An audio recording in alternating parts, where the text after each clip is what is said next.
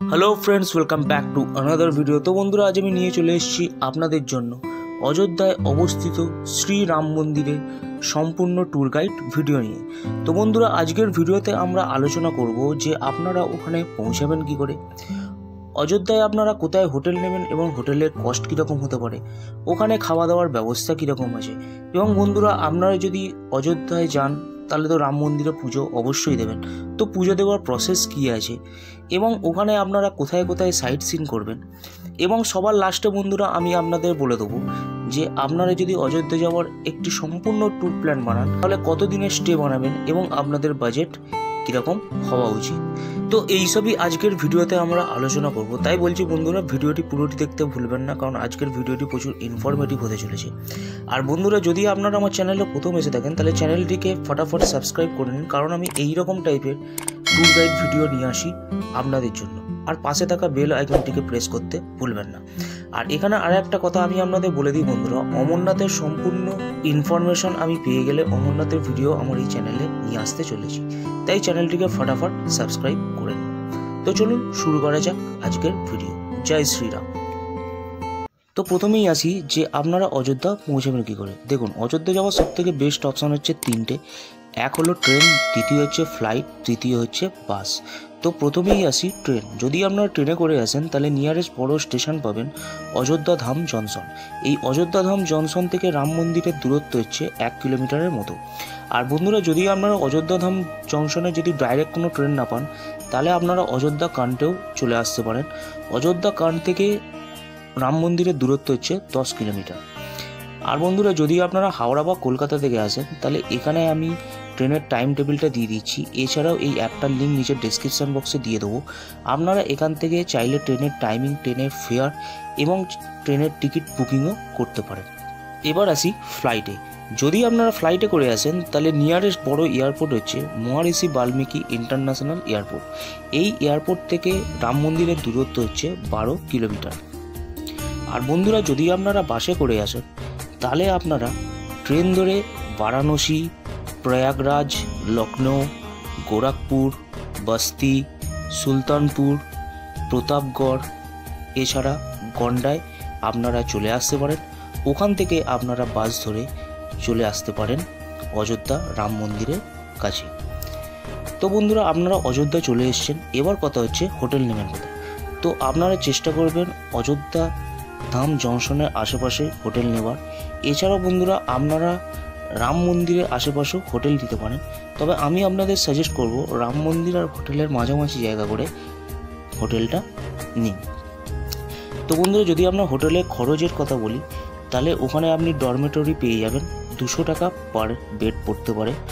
আর আশ্রম বা ধর্মশালা বা হোটেল যদি আপনারা বুকিং করেন তাহলে 500-600 টাকা থেকে শুরু করে আপ টু 4000-5000 টাকার মধ্যে আপনি ভালো ভালো হোটেল পেয়ে যাবেন। এখানে আরও একটা আমি আপনাদের কথা বলে দিই বন্ধুরা, অযোধ্যায় কিন্তু অ্যাভেলেবেল হোটেল কিন্তু পাওয়া একটু মুশকিল ব্যাপার আছে। তো আপনারা যদি সিজন টাইমে আসেন তাহলে কিন্তু এই 500-600 টাকার হোটেলটাই কিন্তু 3000-4000 টাকায় পাওয়া যায়। তো আপনারা যখন সিজন টাইমে আসবেন আগে থেকে অনলাইনে হোটেলটা বুক করে নেন। তো এবার আসি বন্ধুরা, খাওয়া দাওয়ার কী ব্যবস্থা আছে। তো অযোধ্যায় আপনারা ভেজ, ননভেজ সব রকমই আইটেম পেয়ে যাবেন, বাট রাম মন্দিরের নিকটবর্তী এলাকায় আপনারা কিন্তু ননভেজ আইটেম পাবেন না। ওখানে কিন্তু আপনাদেরকে ভেজ আইটেমই খেতে হবে, এই জিনিসটা কিন্তু আপনারা মাথায় রাখবেন। এছাড়া বন্ধুরা, যদি আপনারা ফ্রি অফ কস্ট খেতে চান তাহলে আপনারা শ্রী রাম রসোই থেকে একটি কুপন নিয়ে নিতে পারেন, এবং 11:30 থেকে 3টে পর্যন্ত ওখানে ফ্রি লঙ্গারের ব্যবস্থা আছে। তো এবার আসি যে পুজো দেওয়ার প্রসেস কি আছে। তো আপনারা যেদিন যাচ্ছেন সেদিন সকালবেলায় আপনারা হোটেলে চেকিং করে নিন। তারপর আপনারা একটু ফ্রেশ হয়ে বেরিয়ে পড়ুন সরজু নদীর উদ্দেশ্যে। সেই সরজু নদীতে আপনারা স্নান করে নিয়ে ওখানে জামা কাপড় চেঞ্জ করে নেবেন। চেঞ্জ করবার পর আপনারা প্রথমেই যাবেন হনুমান গড়হি মন্দির দেখতে। এই মন্দির আপনার শ্রী রাম মন্দির থেকে 250 মিটার দূরত্বে অবস্থিত। এখানে আপনারা পুজো দিন, হনুমানজির কাছে প্রার্থনা করুন, তারপরে আপনারা সোজা বেরিয়ে পড়তে পারেন শ্রী রাম মন্দিরের উদ্দেশ্যে। এখানে একটা জিনিস বন্ধুরা মাথায় রাখবেন, রাম মন্দিরের মধ্যে কিন্তু মোবাইল ফোন, পার্স কিন্তু অ্যালাউ নেই।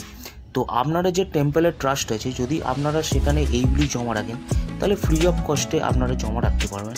এছাড়া যে আদার্স কাউন্টারগুলো আছে সেখানে যদি আপনারা জমা রাখেন তাহলে 20 টাকা পার পার্সন ওরা নিতে পারে। তো পুজো দিয়ে দেওয়ার পরে আপনারা বাইরে বেরিয়ে আপনাদের লাঞ্চটা সেরে নিন। লাঞ্চ সেরে নিয়ে আপনারা বেরিয়ে পড়তে পারেন সুগ্রীব কিলা দেখতে। এই সুগ্রীব কিলা দেখবার পর আপনারা বেরিয়ে পড়তে পারেন দশরথ মহল দেখতে। এই দশরথ মহলটা খুব সুন্দর বন্ধুরা। এখানে আপনারা কিছুটা টাইম স্পেন্ড করবার পর আপনারা সোজা চলে আসতে পারেন সরজু নদীর উদ্দেশ্যে। ওখানে আপনারা চাইলে বোটিংও করতে পারেন। এই সরজু নদীর ফেমাস হচ্ছে ওখানকার আরতি, যেটা সন্ধে 5টা থেকে 6টার মধ্যে হয়। তো আপনারা এই সরজু নদীর ওখানে আরতিটা উপভোগ করুন।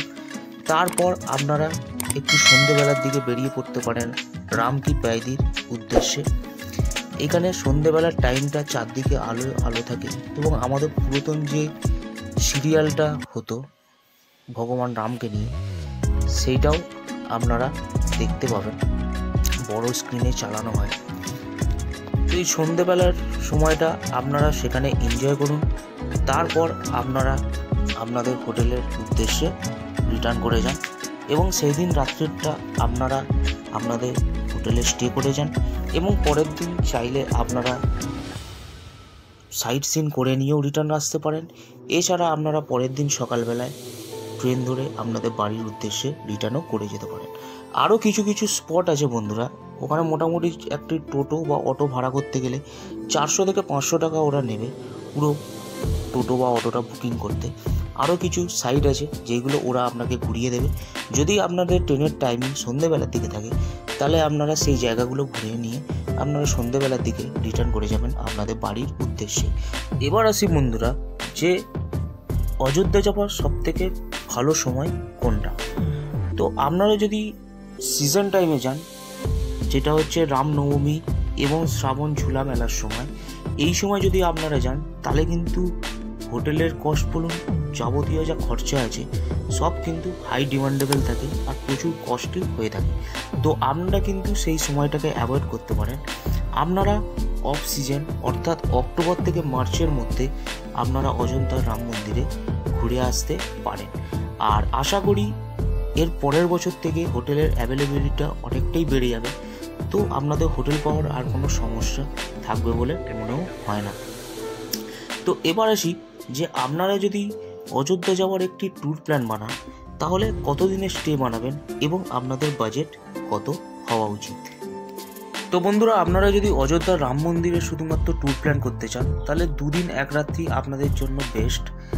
ওর থেকে বেশি টাইম আপনাদের লাগবে না। ফার্স্ট দিন আপনারা অযোধ্যায় পৌঁছে গেলেন, সেই দিন পুজো দিয়ে লোকাল সাইটসটা পায়ে হেঁটে ঘুরে নিন এবং দ্বিতীয় দিন সকালবেলার দিকে আপনারা লোকাল সাইট ঘুরে নিয়ে সেই দিন সন্ধ্যেবেলায় আপনারা ট্রেন ধরে আপনাদের বাড়ির পথে রিটার্ন করে যান।